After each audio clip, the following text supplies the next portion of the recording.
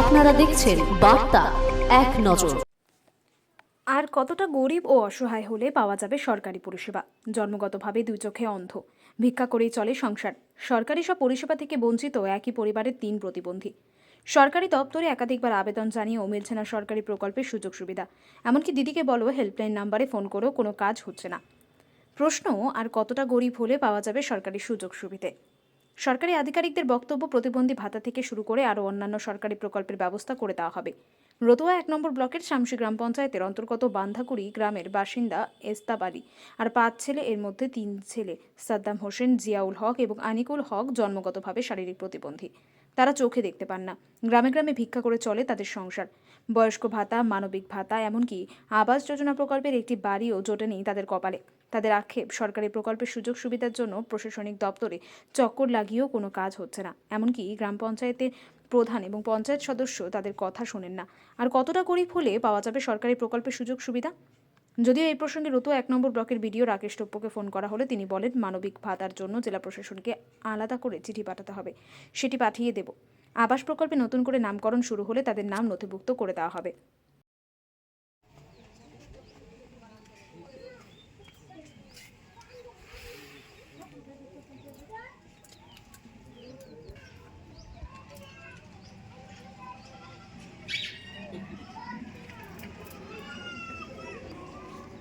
বাসী ওদের আচ্ছা। গ্রামবাসী ওর 3টা ভাই অন্ধ, বাবা অচল, আর সরকারি অনুদান পাচ্ছে না কিছু। একটা সাদ্দাম হোসেন পাচ্ছে 1000 টাকা মাসে পাচ্ছে, ওদের সংসার মেন্টেন হচ্ছে না। আর দুটো কিছুই পাচ্ছে না, তোর সংসার চাহা চিন্তা করে খাচ্ছে। গ্রামবাসী আমরা यहाँ দেখতে পাচ্ছি, হ্যাঁ ওরা খুব যাতে সংসার চালাইছে, ওরা চাহা চিন্তা সংসার চালাইছে। আচ্ছা। তো সরকার কোনো অনুদান পাচ্ছে না, পায়নি ওরা, কেউ পায়নি। তো সরকারকে একটা আবেদন জানাচ্ছি, অন্ধ লোকগুলাকে কিছু পাইয়ে দেওয়া হোক। গ্রামবাসী হিসেবে বলছি, একদম অচাল, সব চায় চিন্তা খাই না। বাবার ভাতা হয়নি, বাবারও হয়নি, আর ওই অন্ধগুলারও হয়নি। একটা সাবধান হোসেন ওয়ারই হয়েছে, বাকি দুটা অন্ধ হয়নি, আর বাবারও হয়নি ভাতা। একবার মেম্বার বিডিওকে সবকে জানা হয়ে গেছে, অ্যালো করছে না, ওরা অ্যালোই করছে না। আমরা চাইছি সরকার অনুদান চাচ্ছি গ্রামবাসী হিসাবে, মাথা প্লাস তোদের থাকার ঘর টর চাই, আবাস যোজনা। ওরা বাইরে চলে যায়, চায় চিন্তালি সে খাই। আপনার নাম? আমার নাম মানিরুল, এমডি মানিরুল হক। বাড়ি বান্ধাকুড়ি। অন্ধ, তো ওরা কিছু সরকার থেকে পাচ্ছে না, ওটা আপনার কাছে 3জনেই পাইনি? আচ্ছা। আমি ওর বাবা, আচ্ছা। আমি আছি, ও চল, মানে ওরা খেটে খেটে আর সংসার মিল করতে পারছে না। ওরা তো চাইবে না খাই। আচ্ছা। দিয়ে ওর অনুদান হয় সরকার থেকে, আর সরকার থেকে করে দেওয়া হয়, ওনাকে ট্রিটমেন্ট করা হয়। ভিডিও কোনে করবে আসেনি ভিডিও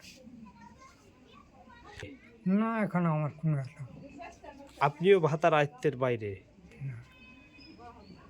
আপনার নাম? এস্তাব আলী, বাড়ি বান্ধাকুড়ি। অভিযোগ, আমরা একই পরিবারের 3 ভাই হ্যান্ডিক্যাপ। আচ্ছা। তো আমি শুধু মানবিকটাই পেয়েছি। আচ্ছা। 1000 টাকা মাসে আমার সংসার চালা হচ্ছে না। অসুখ বিসুখ আর বিভিন্ন রকমের প্রয়োজন আছে। আর আমার দাদারা 2জন কিছুই পায়নি। একজনের হ্যান্ডিক্যাপ সার্টিফিকেট রয়েছে, আর একজনের হ্যান্ডিক্যাপের সার্টিফিকেট হয়নি। আচ্ছা। আমরা চাইছি সরকারের কাছে কি, আমার এখন বর্তমানে আমাদের বাড়ির প্রয়োজন। আমি কোথাও ঘুমাই, কোনো ঠাই ঠিকানা নাই, আমার নিজস্ব কোনো বাড়ি নেই, কিংবা আমার দাদার বাড়ি নেই।